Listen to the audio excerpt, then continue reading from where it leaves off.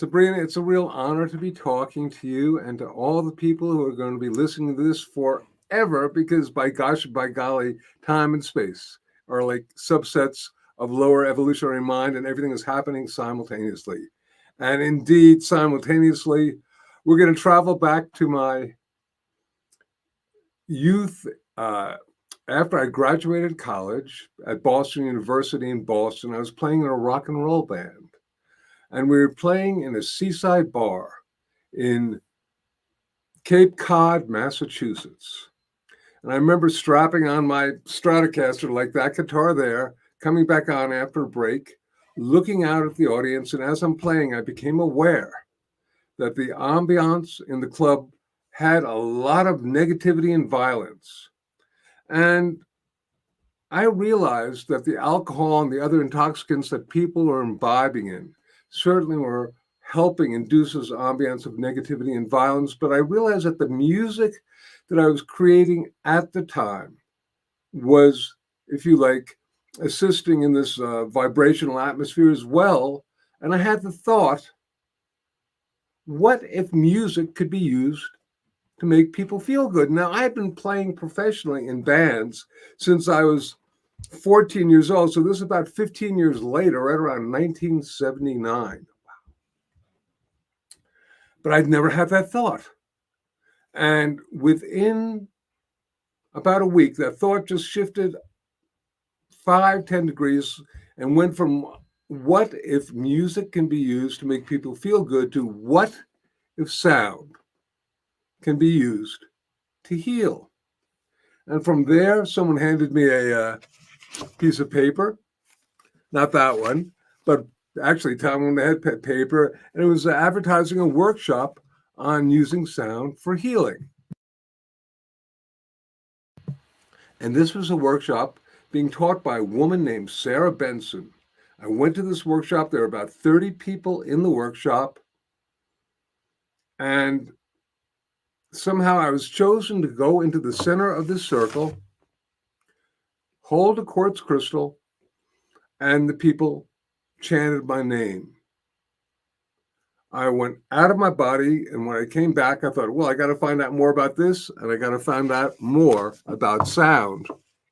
And reality is that I did, and the woman who was running this, woman named Sarah Benson, became a dear friend and mentor of mine, and a mentor of my wife, Andi, as well. In fact, she was the godmother of our son, Joshua. So she passed away, and she's working on the angelic realms now, but we call her the godmother of sound healing, and her name was Sarah Benson. She was just great. And from there, I went on to form the Sound Healers Association, which was actually a global organization, even at the time, of people interested in using sound for healing, and these different speakers, doctors, healers, scientists, musicians would come from throughout the planet to talk to a group of 25 or 50 people. And they were extraordinary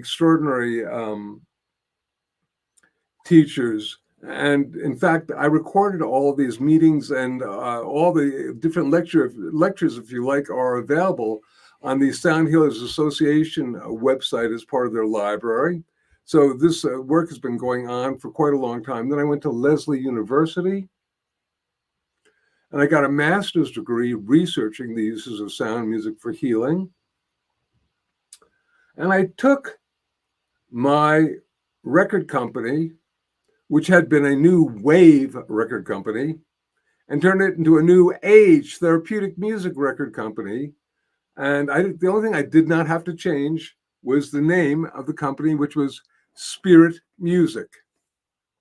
So it then became one of the first therapeutic music record companies. Now there are tons of them, but at the time there were maybe a dozen or so, and it was great to be able to do that. And I actually was not one of the artists on the first few, if you like, LPs, albums that we put out, because I didn't feel worthy, if you like. And finally, somewhere around 1985 or 86, I put out an album with a fellow by the name of Laraji, who's still well known. He's in his 80s and he's as well known, if not more well known than before. And from there, it's just been an incredible, joyous ride of continued wonderment, activation, and fulfillment at all the extraordinary phenomena, because nowadays sound is becoming more and more well known. I've been feel like striving this for over 40 years, and it's happening now, and what a blessing. I can definitely imagine that, being at the very beginning of it or at the forefront of it, and then seeing the massive shift that it's taken over the past few years. But before we get into healing and how we use sound for healing, you mentioned that in your band, when you were playing, you noticed, it was in bars, there was alcohol, but there was also violence, there was an aggressiveness to those people. And you also attributed part of this aggressive nature to the music that you were producing. So tell me, how can music have a negative connotation or bring us into a destructive vibration? And what kind of music is that? I have to talk to you about the 4 pillars of sound healing, because that is actually going to be, if you like, pillar number 2. But I'm going to acknowledge that at the time, I put down my Stratocaster for about 4 years and said, well, this is, rock and roll is bad. And then I became aware that it wasn't the genre of music. It was much more the energy that was encoded into the music at the time. So that, for example, you take the Beatles, you take All You Need Is Love, and in the end, the love you take is equal to the love you make. What higher energetic vibration can be encoded than that? So I picked up my guitar again and began playing and just became more conscious of what was encoded into the music. Now, with that, I really would like to tell you and our listeners, viewers, whatever, about really what I consider to be the 4 principal elements of using sound as a healing modality. And this is, if you like, something that ultimately took me a lot of years to find out. Some of them immediately came, and some of them took a little bit longer. The first principle, the first pillar of sound healing, simply is that everything is vibration. Sound travels as a wave. This wave is like measured in cycles per second. We hear from around 16 to around 16,000 of these waves per second, these hertz, if you like. But our friends in the ocean, the dolphins, can hear upwards of 180,000 cycles a second. So more than 10 times our highest level of hearing. So to us, there's nothing going on, but dolphins might be exchanging routes through the Bering Strait, different recipes for tuna noodle casserole, or communicating with the energy of the star system of Sirius. So just because we can't hear a sound doesn't mean there isn't a sound being created. Our ancient mystics and our modern quantum physicists are in agreement. Everything is in vibration. In the beginning was the Word, and the Lord said, let there be light. You can go into all the different traditions and basically find similar, if you like, knowledge. In the Vedic tradition, they talk about, the original vibrations of Brahman, and Brahman was the original vibration that created everything. The Hopi tradition, the Native American Spider Woman breathes the sound of creation over all the inanimate objects and brings them to light. In Australia, in the different traditions throughout the planet, they understand that vibration is the basic principle of life. And, in the beginning was the word, sound preceding light. From the electrons moving around the nucleus of an atom to planets and distant galaxies moving around their suns, everything is in vibration. And if it's in vibration, it's conceptually creating the sound. Now, this goes for our body. Every organ, every bone, every tissue, every part of our body is in a state of normal, healthy resonance. Okay, in fact, we say when we're feeling good that we're in sound health. We're like this overall orchestra that is creating the symphony of the self, with every part of our body playing together in this wonderful orchestra. But what happens if the second violin player loses their sheet music? They're playing out of tune, out of harmony. Pretty soon, the entire string section sounds off. Pretty soon, the entire orchestra is off. And this is, if you like, akin to a part of our body vibrating out of its natural, healthy, resonant frequency. It's vibrating out of ease, out of harmony. We say it is dis-ease. So the basic first principle of using sound for healing simply is to somehow try to give the string player back their sheet music, to somehow restore balance, harmony, natural resonance back into the part of the body that it's lost its normal, healthy vibration. So that's the principle of sound healing, but it's also the principle of most alternative healing methods. Acupuncture, chiropractic, chromotherapy, light, naturopathy, homeopathy, they all want to try to put you into balance. So this idea of going into balance, using sound to put ourselves in balance, is one of the principal sound or vibration, if you like.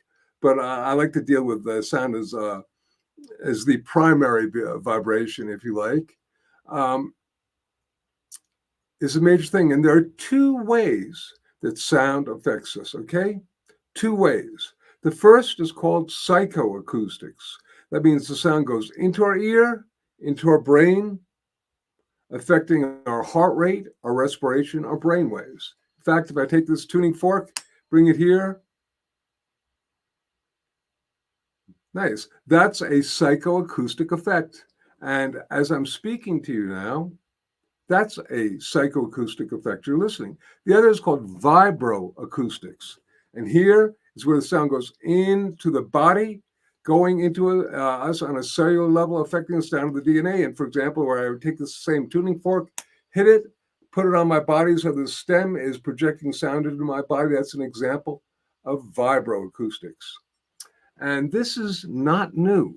Here's a quote from the New York Times Science section.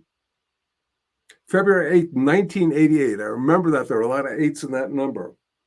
Sound shaped into dazzling tool can make, break, or rearrange molecular structure and levitate objects. Now, I'm not even going to talk about levitating objects now, but if you can make, break, or rearrange molecular structure, what can't you do? So, real quick, Sabrina, does that make sense? Absolutely. And that's so fascinating to understand more of. Great. So, okay, so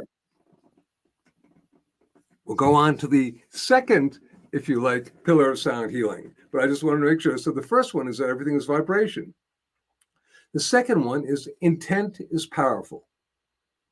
Now, when I was at Lesley University doing this program, I had been collecting literally a pile of papers that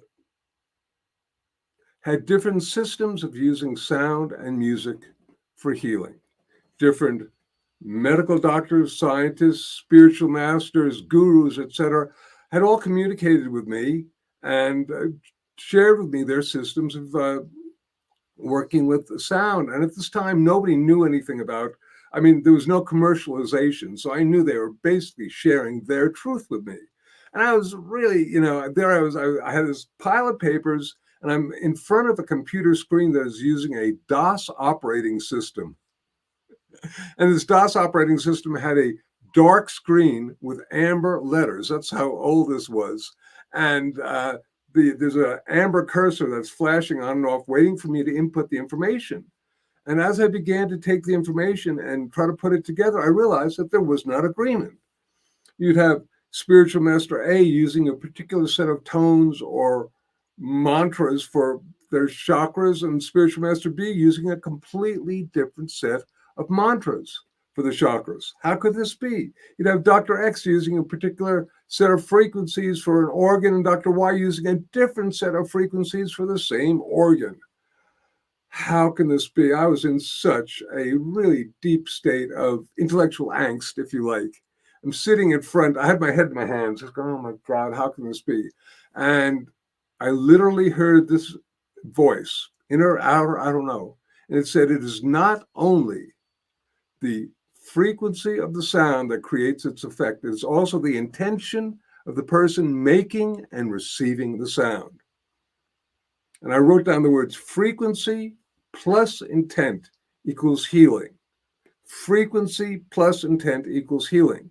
Now, this was early in the 1980s, and I knew that this was really important and really correct, but I then tried to go to my colleagues, if you like, who are in the sciences and, doctors and scientists. And have you ever thought about the importance of intentionality in terms of the sound? They would look at me like I was a man from another planet, which I might be, but they weren't supposed to know it. So it was difficult for a while, but then back in the early 2000s, and perhaps even before, people began to explore the realms of intentionality. You had Wayne Dyer doing a whole book and a TV series on the power of intention. A fellow by the name of Bruce Lipton, Dr. Bruce Lipton, a brilliant book called The Biology of Belief.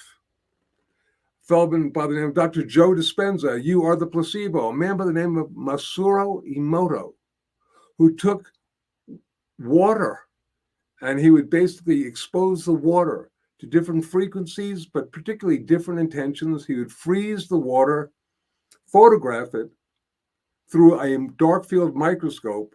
And what happened was that the water that was healthy, that had good vibes to it, if you like, looked like a snowflake, beautifully symmetrical. The water that had bad vibes, that was polluted, looked like mud.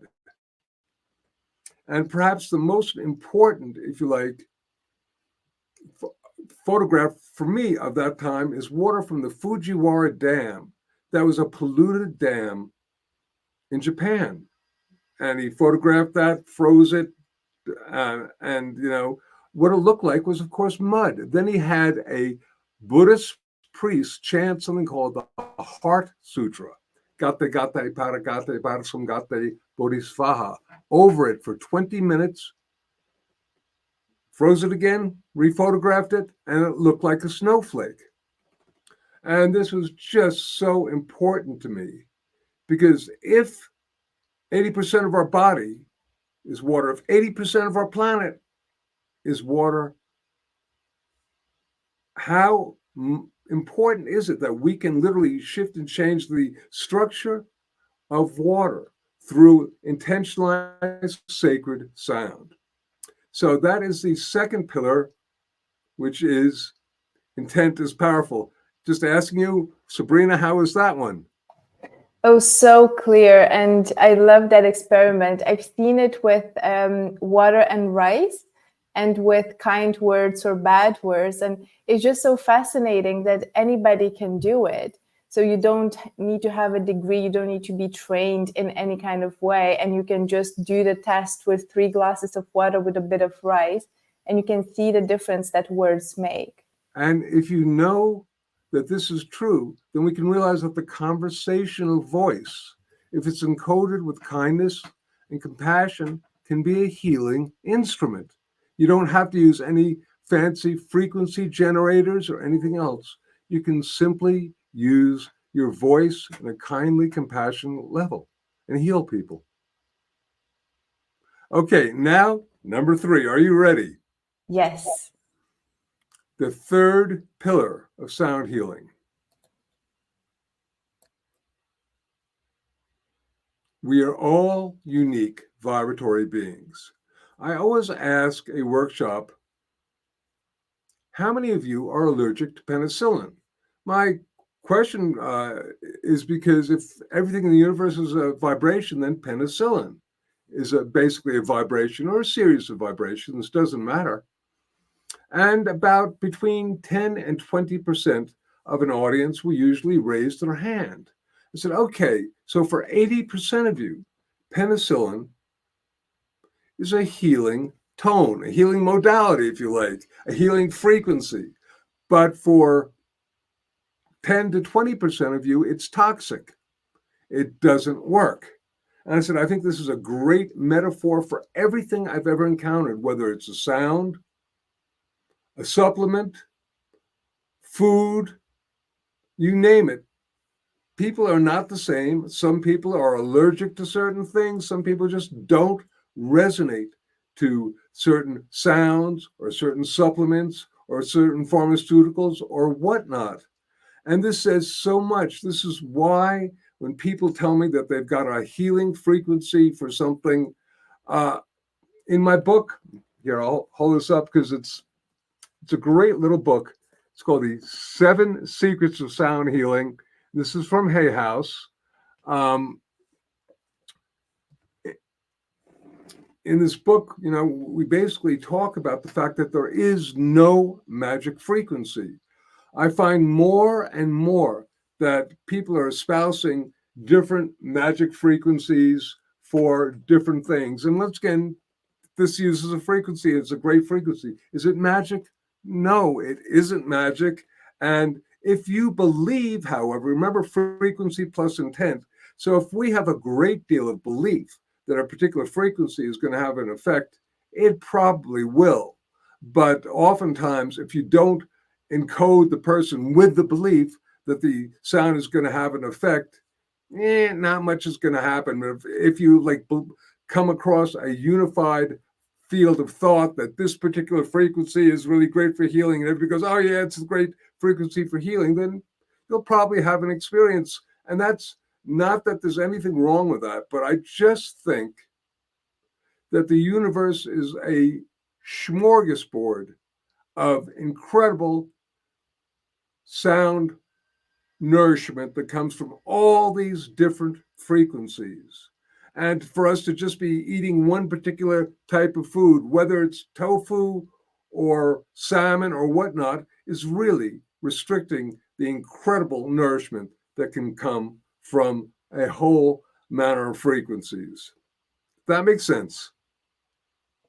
Absolutely. Yes, it does. But I do have a question. So, because you mentioned intent being so powerful and encoding the sound with the right intent.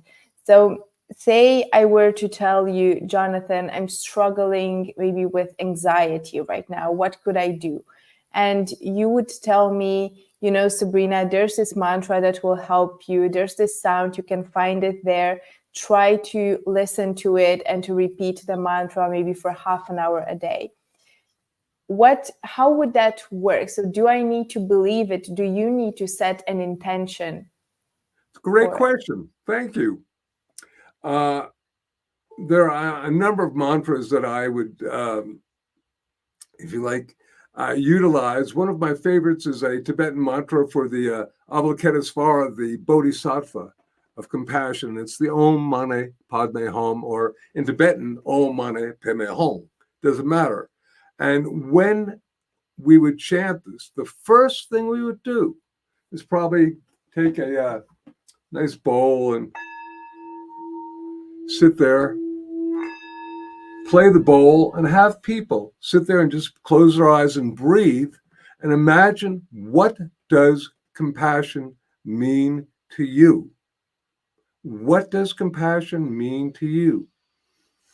Breathe in this concept of compassion, how you visualize it, how it feels, and then chant the mantra. Then we explain the mantra, but first get into the feeling of compassion.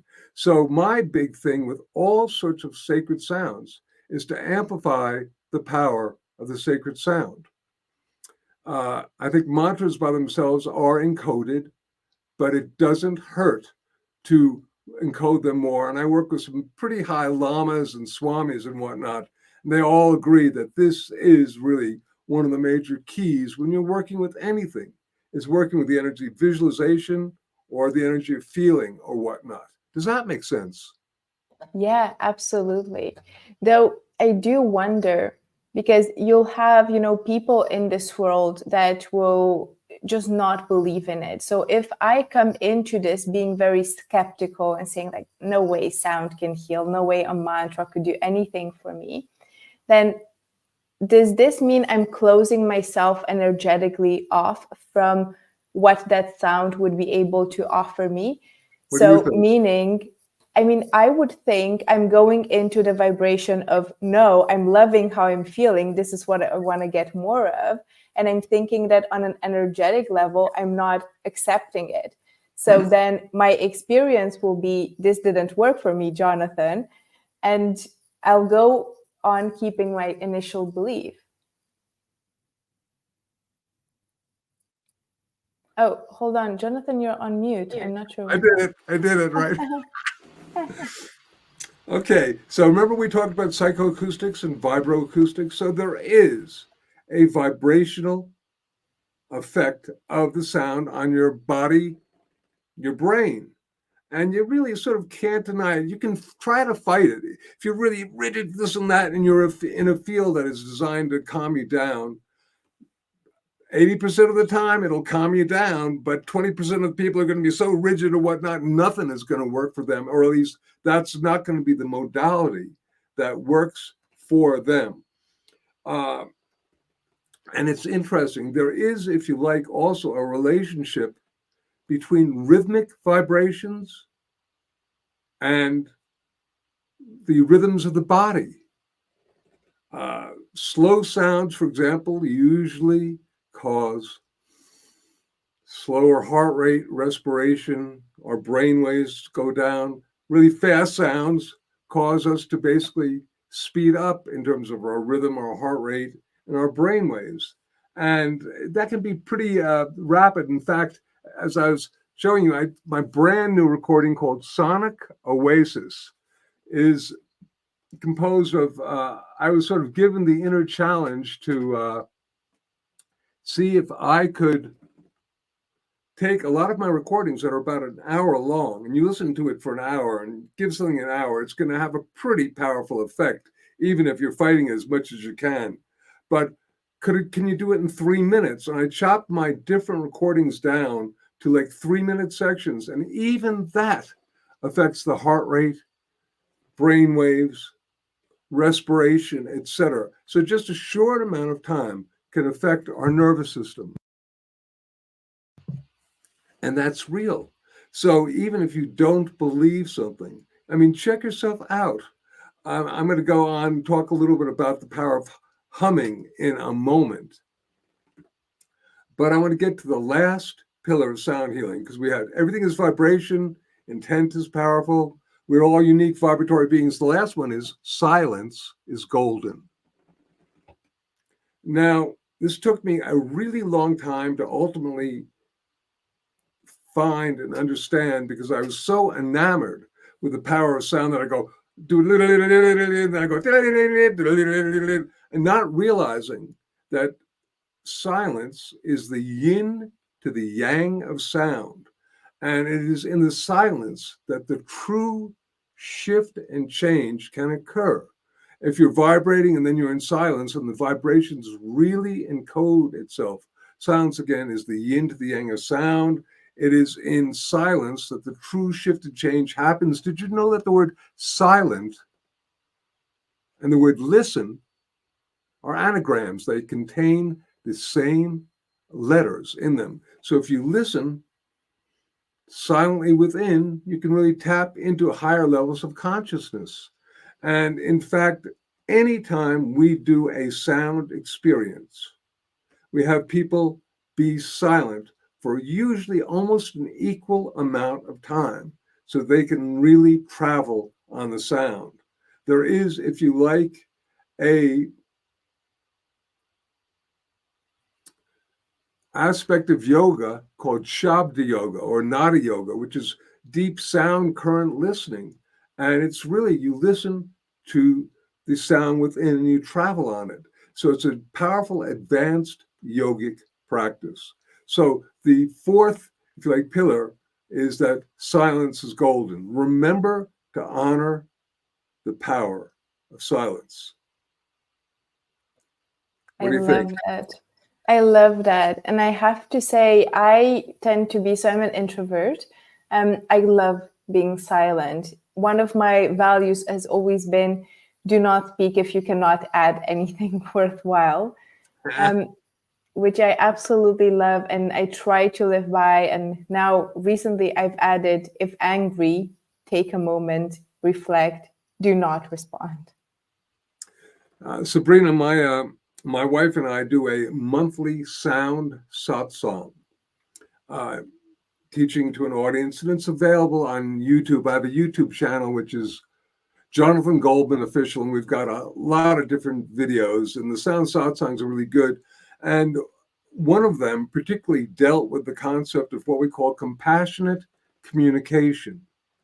And through compassionate communication, the first thing you have to do, because our world is so divided right now, we're so divisive. This, that, you're right, I'm wrong, you're right. It's like, no, what you have to do is listen to the other person. And if someone else is talking and you've already got a reply in your head while they're speaking, then you're not listening. You need to be silent and absorb it. And we don't do that. And we need to do that. We need to compassionately communicate and not make the other person wrong. Don't have a point to prove. Listen to what they say. Maybe they've got something, and you can, if you don't agree with it, at least you can acknowledge that you understand them. Absolutely. So I know you have a lot of questions for me, but I wanted to basically, all right, the last thing I'm going to do, which is that I'm going to also share that my wife and I have a well-known book, and I don't have it around here. I just don't have it here, called The Humming Effect. But it deals with the power of the hum it might be out. Actually, they're doing now a German edition of it. We just heard from it. So it's been published in a number of different countries, France, Italy, and whatnot. And the hum is an extraordinary sound because it's the most powerful vibroacoustic sound that we can make. And I'm actually going to share with you just some of the physiological benefits that occur when you make the sound. And it doesn't have anything to do with belief, because once again, this happens whether or not you believe it. And I want to tell you, why do we do the hum? I have dealt with mantras, harmonics, overtones, different frequencies for 40 years, and I love them. And my house is full of different sound making tools, and I can also do all sorts of Tibetan deep voice and all sorts of stuff, but I don't expect people to be able to do that. And I remember we went over to England. We were teaching at the Royal College of Music one time, about 400 people in this room, and taught them a great weekend workshop. We returned a year later. I said, okay, how many of you are doing these exercises on a daily basis? And a couple of people raised their hand and went, oh, what is wrong? And I realized people, it's hard for so many people. We have such strangled throat chakras that what is a sound everybody can make, and they don't have any judgment about it. And this is the sound of the hum. Babies hum, the elderly hum. We hum when we're happy unconsciously. So Andi and I then put together this book called The Humming Effect, and we teach conscious humming. And I'm going to share that with you, Sabrina. How does that resonate? Oh, absolutely. I'm a big believer in it. Ever since I've heard that when you chant, of course, I don't know why I'm asking, but when it puts you into a relaxed state, right? You can't say and be stressed at the same time.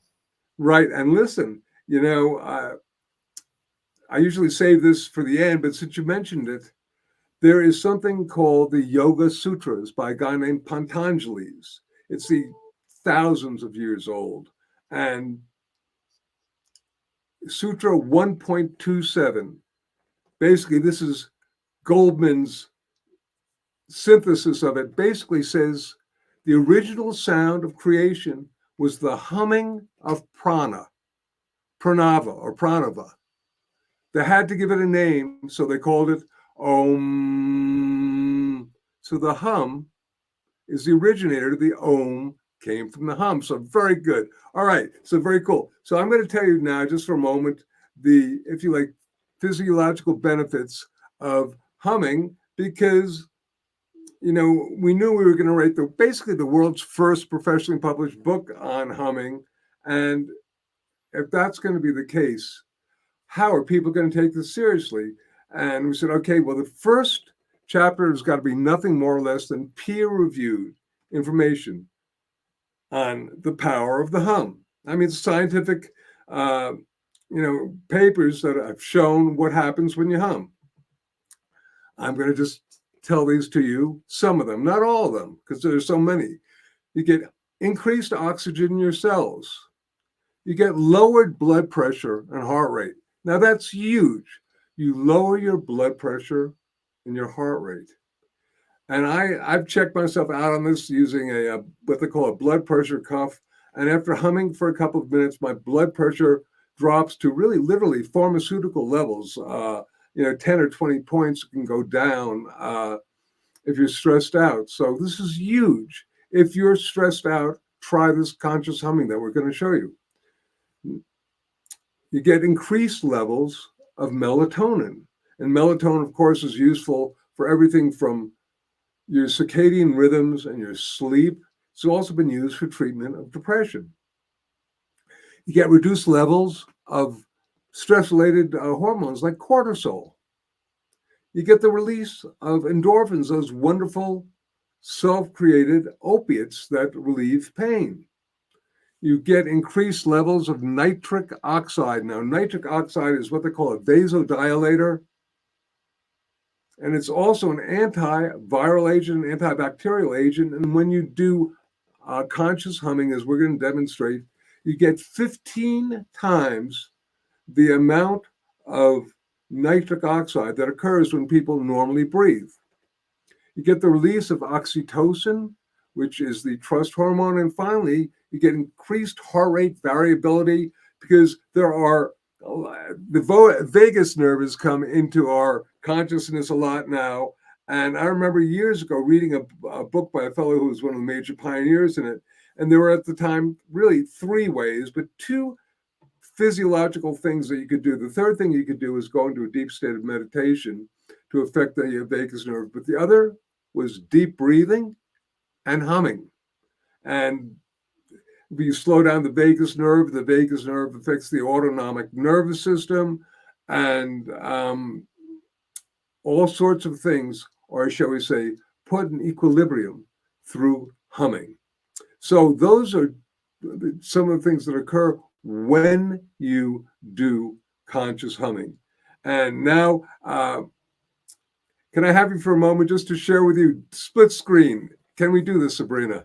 Yes, I'm very excited for it. Okay. So there are, if you like, when we do conscious humming, we have 7 protocols, which I want to share with you and the audience. The first thing is that you need to check yourself out before you try it, because if you don't check yourself out and see where you are, then after you've done it, you're not going to be able to see how far you've gone. That's the first thing. The second thing is to take nice, deep, and relaxed breathing. And most people know that, but we forget that, don't we? We often start getting stressed out and we forget about taking some nice, deep breathing. So if you're going to be doing conscious humming, that's part of the whole thing. The next one is you have your lips closed. I say this because people say, oh, I can hum with my lips open. I said, oh, yeah? I said, no, that's not a hum. So listen, will you play with me for a moment? I want you to try something. If I do this, people will think I'm faking it. I want you to start humming on one note, and then pinch your nose. Just start it, almost immediately pinch your nose, all right? Okay, let's try it.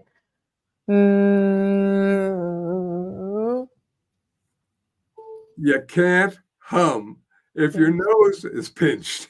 Did you know that? Well, I just learned it. Oh, right. Yes, right. So, I mean, the thing is, once again, you have to keep your lips closed. And if your lips are closed, then the sound is basically purely coming out of your nose. And you have to do this, which is why humming is the most powerful vibro acoustic sound we can make. Because as soon as I open my mouth, the sound starts coming out. Here, it's totally self-contained in the nasal cavity, resonating in the brain, and then you can, with intention, direct it anywhere. A couple of other things about the hum. First of all, hum on one note as we're doing. Don't hum the 1812 overture or some pop tune. That's great, but it is not the same effect. Here you're creating one frequency that can build. And what is that frequency? It's going to be humming at your comfortable pitch. Okay, usually the conversational voice is usually, or like, if you like, signature sound. Everyone's voice, did you know that everyone's voice is unique and different? Just like our fingerprints, our voice has what are called harmonics that make each of our voices unique and different. This is how they're able to do voice prints.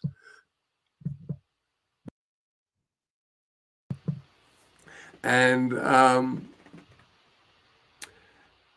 you hum at a comfortable pitch. So I can hum real high or real low, but that strains my throat. You don't want to strain your throat. Hum comfortably. It's just so very, very important. So you hum with a comfortable pitch on one note, and then you hum for about 4 or 5 times. And then you're in silence for an equal amount of time. Now, I'm going to repeat those again before we try it. You ready to try it? Yeah, definitely. And maybe also tell me, for how long are we going to be humming each time? How long will each hum last? Yeah. For as long as it lasts. Okay, good to know. You're going to take a deep breath, hum for as long as you can. Take another deep breath. So you check yourself out. You take nice, deep, and relaxed breaths. So keep your lips closed. You hum on one note. You hum at a comfortable pitch. We're going to do it 4 or 5 times, and then we'll be in silence for an equal amount of time. And I want everybody who's watching this to try this as well. So the first thing you want to do is just check yourself out. How are you feeling? Now take a couple of nice deep breaths.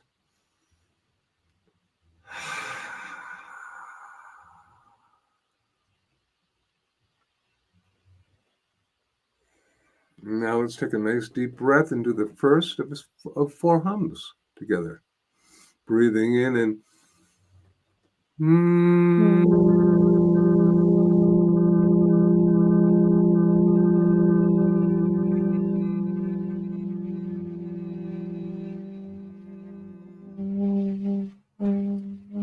and you don't have to match my pitch. Just do whatever feels comfortable. Breathing in again.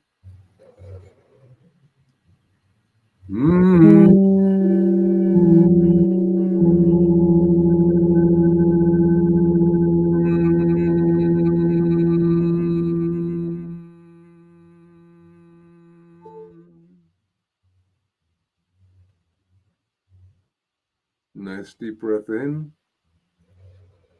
And again.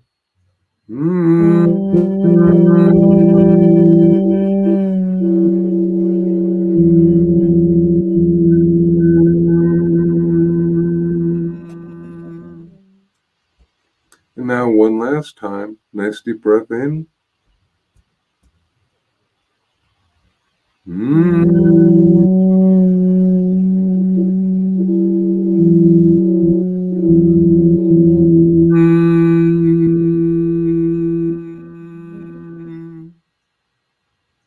And now being in silence, just checking yourself out.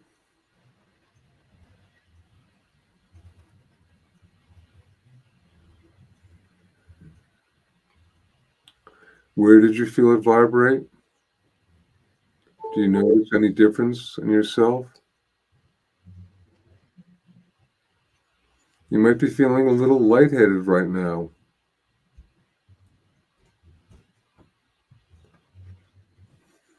I know that I'm a little bit buzzed, if you like. And that's just doing the hum for, we probably hum for about a minute and a half, maybe less. Sabrina, how are you feeling? It was so good. Really so good. And it's such an easy tool. It's so simple, right? What we've done. Yeah. And the first thing I felt, I think on the first hum, it was almost like my thoughts were getting themselves in order. If anything, like my mind was getting organized. And now I just have a sense of peace. And normally, of course, when I'm recording, right, I'm always in my head about where do we go to next? What am I missing? What have we talked about? And that's all just gone away, you know, that those running thoughts. It's just very difficult to remember that I was in that mode maybe 2 minutes ago. Right. So this is, thank you so much. And I think that humming is such a powerful tool for releasing stress and achieving some sort of, if you like, momentary relief in this totally chronically time stressed and compressed world where we're so absolutely shattered. This is, if you like, a way we can get some release. And that's one of the reasons I teach this. Look, I work with tuning forks, Tibetan bowls, what have you, mantras, etc. But everybody can hum, and it's really begun to catch on more and more.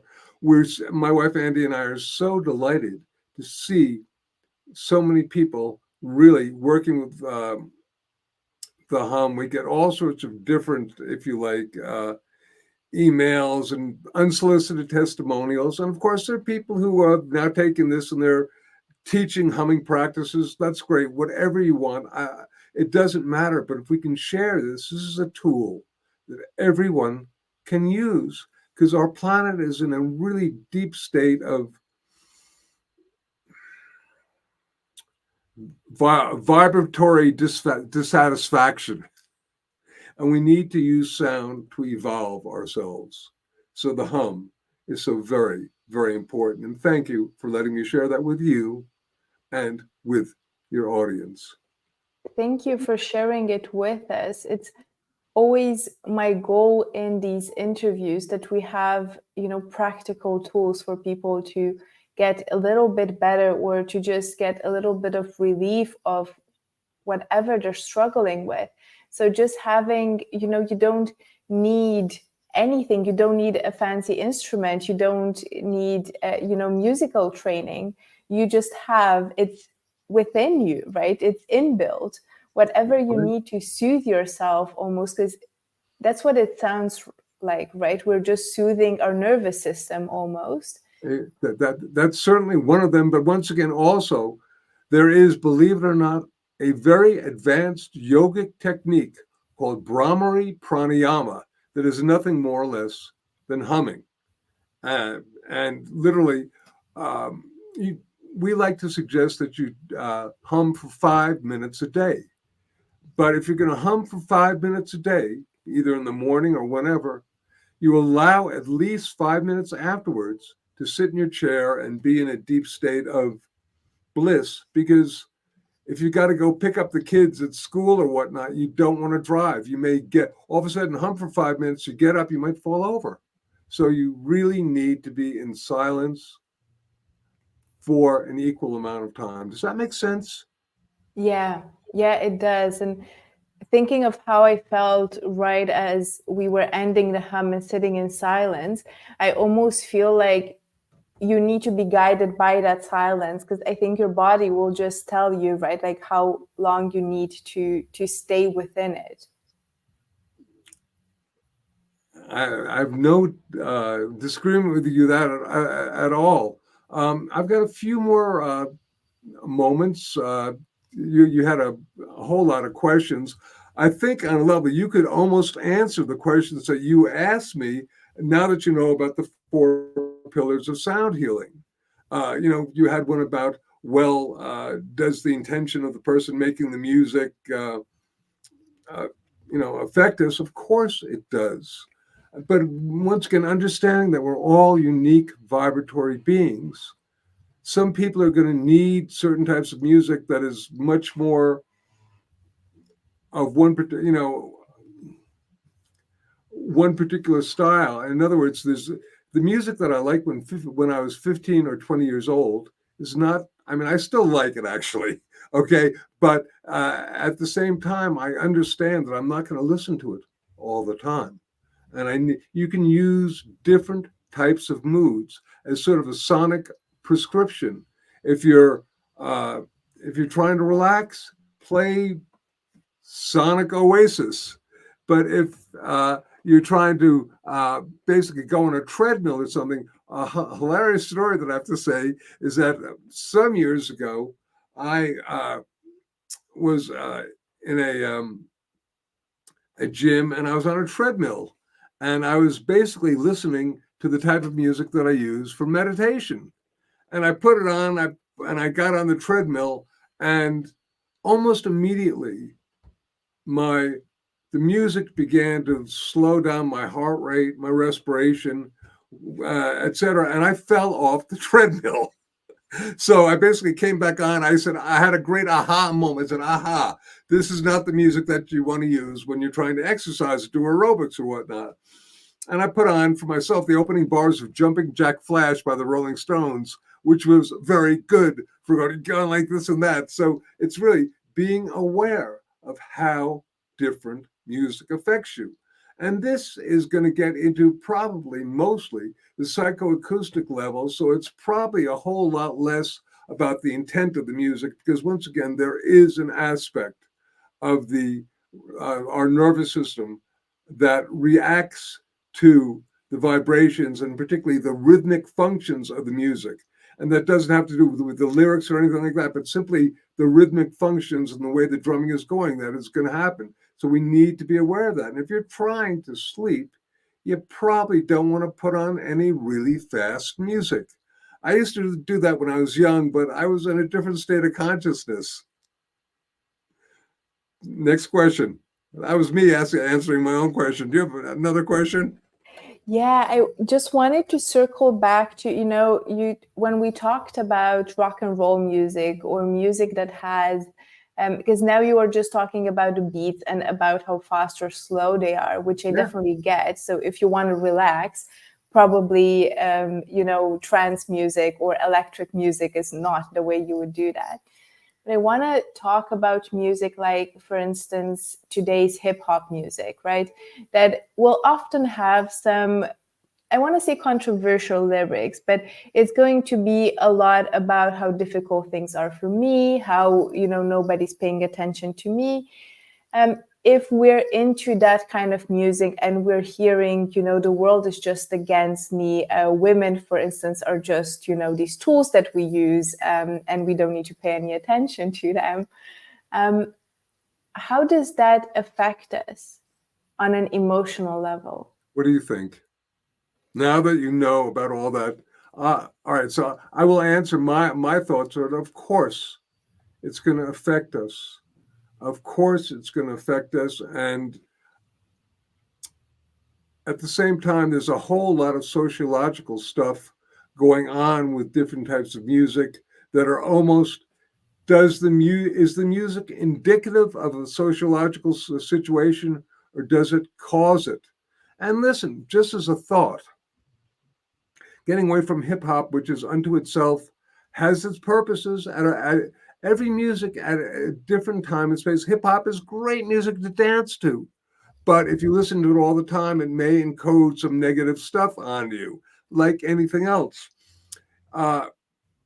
If you're real sad, sometimes in psychology, there's a phenomenon called the ISO principle, which means you want to meet the person where they are. Sometimes listening to like the blues and really sad music is really good for when you're sad, because you want to, when you're really sad, listening to somebody say, "Don't worry, be happy," you go, get away, leave me alone. But, "Oh, today is the worst day. Oh yeah, I really feel that." And then you can begin to like shift and change. So I don't think you can simply say this music is good for this music is good for that. We're all unique. It depends upon the person. It depends upon the situation. It depends upon the need. If you are feeling really bummed out, what some people do is that they have if you like, a library of music that they use for different situations. I'll tell you a really interesting story. It's hopefully going to be brief, because Sabrina and I can tell stories for a really long time, and we don't have enough time for this. But when I was in my early 30s, for some reason, I had come to a belief that when it was my birthday, I was supposed to be bummed out. Really. So I'd get real depressed on my birthday. It was, I don't know even how emotional it was, but it was psychological, affecting the emotional center. And I remember I was sitting on my couch, just in a state of pretty deep depression. And a friend of mine came over, and he sat down at my piano and he started playing Rhapsody in Blue by George Gershwin. This was a song that I used to love when I was a kid, when I'm 8, 9, 10 years old. I loved it. And I hadn't heard it probably in 20 years. And all of a sudden, I became, "Oh, it's so beautiful. Oh my gosh. Hey, thank you for playing that." And I was not depressed the rest of that day. And on my birthdays, I stopped being depressed. So what's crazy was that wouldn't have been a music that if somebody said, "Here, choose a list of music that's going to make you happy if you're depressed," I would not have chosen Rhapsody in Blue. But somehow it triggered something from my memory and my consciousness. So once again, you can also never necessarily know. So experiment with different things. Back to you. I love that. That's such a beautiful message. And I think there's no better way to end on, to be honest. So, well, you've mentioned some of your books, and you've also mentioned some of your music, which I think is just fascinating. And I know that a lot of it is available on YouTube as well. So can you summarize for us, how can we find you and how can we find your work? Great. And I'm just going to hold this up because this was reprinted, I think last year, 30th anniversary of Healing Sounds, my very first book on harmonics. If you like, just Google Jonathan Goldman, or if you're on Spotify, Amazon, iTunes, or YouTube, you'll find a whole lot of stuff from me. Most of my music is designed for really deep relaxation and to put you into an altered state of consciousness and help, if you like, achieve inner peace and connection to the divine. And I want to just tell you that it is my great belief that our intentionalized sound, it's actually not only my belief, it's knowledge, and there's scientific data, which I could talk about we'll talk about this maybe another time, but about using our own intentionalized sound and, if you like, coherence between our heart and our brain, which is very, very important, because when the brain and the heart are in a state of synchronization together, that happens when you basically do an aspect of deep breathing and basically then just visualizing attention to the heart and be in a state of gratitude and appreciation. The field between the heart and the brain becomes greater, gets 50 times, 500 times, even 5,000 times greater. And then you add sound to this, and it gets even greater, which is why the different traditions on our planet, they're prayers are usually spoken. The whispered chant, it's spoken or sung, but they're vocalized, if you like, because sound amplifies the power of prayer. And every year we have an event called World Sound Healing Day, which happens on February 14th, which in the United States is Valentine's Day, a day of love, so to speak, where people throughout the planet project a sound of love, usually the ah or an om, or even just playing music or doing a bowl with the intention of sending love and projecting love to our planet Earth. And this has been, if you like, checked out by a number of different scientific organizations, including something called the Global Consciousness Project that uses random number generators and has found that literally there is an effect that goes on. I just want you to know that when people meditate in kindness and peace, there is an effect. We are able to interface and, if you like, feed the field of the planet. I like to say we interface with what I call the Gaia matrix, and we're able to shift and change and raise and elevate the consciousness of all sentient beings. And this is so important now. I think the only way we're going to really have continued evolution is for us to become more compassionate, more kind, more loving to each other. And the only way we can do that is through our consciousness. And so come join us and do your own activities, project the intention of love and compassion to the planet and to all sentient beings. We can make a difference. We like to say, with our love, our light, and our sound, we can make a difference. We heal the planet. We heal ourselves. That's so beautiful, Jonathan. Thank you so much for being here today, for sharing these simple and easy to use tools with us, and for shedding some light of how we can begin to understand sound healing. Great. It's been a real blessing, Sabrina. Thank you. And my website is healingsounds.com. Everybody should visit it because it's got a great amount of information, lots of free downloads, and a lot of tools for transformation, tuning forks, and all this other stuff as well.